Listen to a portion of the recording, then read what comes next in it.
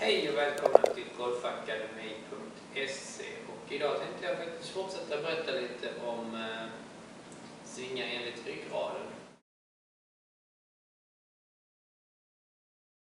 Och tittar jag på olika sorters tekniker i golf så skulle man väl kunna säga att, kunde vi hårdra det lite, att det finns 3 olika sätt. Det finns någon som förespråkar att jag ska centrera någonting på framsidan. Skulle jag centrera någonting på framsidan, här, bröstpunkten eller överpunkten här, då kommer jag automatiskt att börja jobba lite åt detta hållet. Och sen kommer jag automatiskt behöva jobba lite åt detta hållet. Jag kan ju tycka att de här rörelserna liknar ganska mycket stack and tilt, till exempel.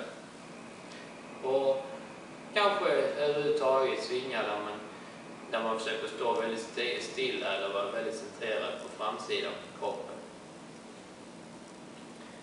Jag tycker inte personligen att det här är någon bra svingar, eftersom det gör att jag får andra delar på kroppen till att röra sig åt fel håll. Så centrerar jag någonting här framme så kommer jag behöva röra ganska mycket åt det hållet när jag går bak. Och jag behöver röra ganska mycket åt detta hållet när jag går fram. Och röra någonting bort ifrån någonting, från målet när jag ska gå framåt, är ingen riktigt kraftfull rörelse. Hade jag velat ha en kraftfull rörelse och skulle putta på någonting så hade jag gått mot målet istället. När jag tittar mer på kroppen här så finns det ju nästa teknik egentligen, det vi kallar balanserad golf. Det är ju egentligen när jag sätter någonting, ungefär som jag hade satt ett balansplan precis rakt igenom på det här hållet istället. Då är ju tyngdpunkten den centrala delen av rotationen istället.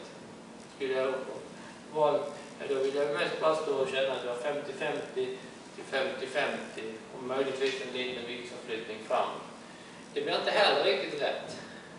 Det blir en liten twist i den rörelsen som då skapar att jag går hitåt istället. Och sen att jag börjar twista lite, vilket också gör att jag inte riktigt får in hela kraften i golfslagen. Jag får inte heller hela kraften till att flyttas framåt. Jag får inte med mig kraften riktigt hela vägen in. Visst, jag kanske kan rotera hyggligt fort på det viset. Men det är inte särskilt nyttigt att twista någonting heller när det gäller kroppen. Då får jag oftast ont någonstans. Antingen i nedre delen av ryggen eller i övre delen av ryggen. Nacken kanske då tar lite skada om jag försöker centrera svingen för mycket i tyngdpunkten. Den sista delen egentligen av vad vi jobbar med i golfakademi.se sedan en tid tillbaka, det är att försöka få ryggraden till att vara den centrerade delen i golfsvingen. Det innebär, istället för att ha centreringen här eller i mitten, eller så då flyttar vi den hela vägen bak hit. Och nu börjar det bli lurigt. Vi har 2 ben och 2 armar, givetvis. Och så tittar jag på överdelen av kroppen här, så måste jag ju få bröstkorgen till att kunna gå runt ryggraden. Och tittar jag på nederdelen av kroppen så måste jag ju få en liten viktförflyttning.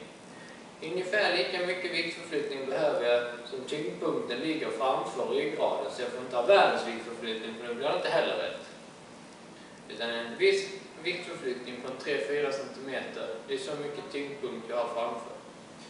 Så när jag flyttar tyngdpunkten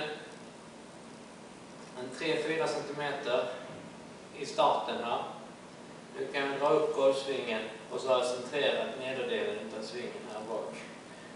Nu har jag bra balans och jag har bra centrering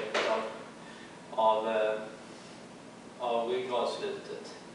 På samma sätt så börjar jag flytta vikten 3-4 cm framför centrum innan jag kan riktigt trycka igenom ryggraden och få trycket hela vägen framåt.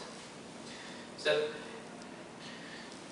tittar jag också om jag hade spelat in, det ska jag göra till våren här, men jag hade spelat in till exempel när jag slår driver eller någonting annat och ser hur effekten med accelerationen in i en bollträff kommer, så blir det också lite halvdant om jag gör så här. Jag behöver komma hit och sen kunna orka dra igenom. Då får jag accelerationen genom bollen och jag får en helt annan minskad spinn på driven till exempel. Så att, det var egentligen det jag tänkte berätta lite grann om. Skillnaden mellan att ta rotationer på olika ställen i kroppen. Idag är vi alltså inne på vårt lilla gym i Olympiahallen. Hit är man också välkommen om man vill. Det är bara att ringa och fråga. Tack och hej!